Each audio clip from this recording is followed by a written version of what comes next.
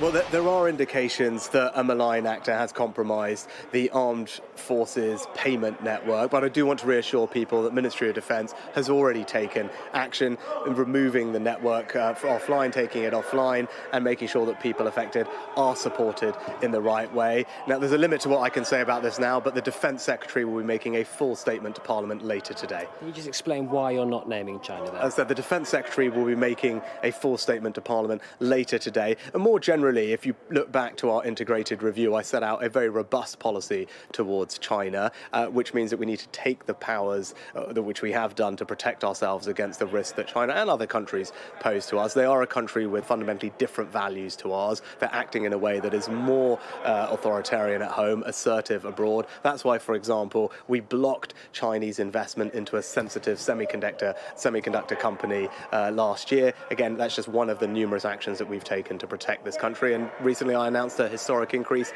in our defence spending to 2.5% of GDP. And I made the point that we are facing an axis of authoritarian states, including Russia, Iran, North Korea and China, which pose a risk to our values, our interests and indeed our country. And because of that, I've made a decision to increase our defence spending. That's the right thing to do for our country, and that's the type of leadership that you can expect from me. But the Israeli Prime Minister Benjamin Netanyahu, he said he's not. He says the terms of the ceasefire that Hamas have agreed to are unacceptable. Are you calling on him to take that deal? Well, I've urged all parties to continue talking, negotiating, getting around the table, which they are doing, and we need to give them the space to conclude these negotiations. We've been consistent in saying that we want to see an immediate humanitarian pause in this conflict so that we can crucially release the hostages, get them back to their families, and get more aid into Gaza. People desperately need it, and then use that pause to build a more lasting and sustainable ceasefire. That's been the efforts of all our diplomatic engagement. I've made those points to Prime Minister Netanyahu in the past and will continue to do so. Are you condemning the bombing of Eastern Rafah overnight?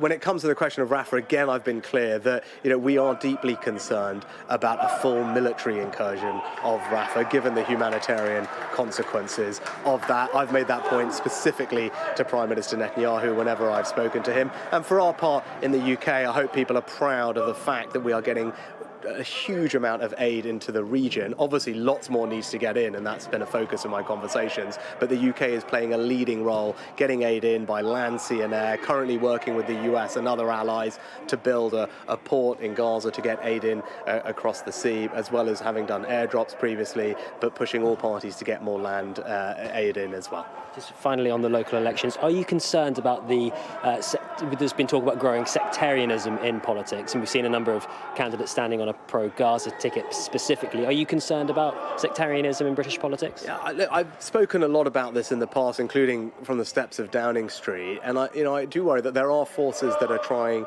to divide our society, and that is something that we all need to be alive to and robust in standing up to as well. We have a shared set of British values that are really important to me, to government, to who we are as a people, and when a minority of people are trying to undermine those values, we shouldn't be shy about calling that out and acting robustly to defend ourselves against it. Right? I think actually this is an incredible country with an enormous amount to be proud of. There's so much that unites us, and we have to face down people who want to divide us at times like this.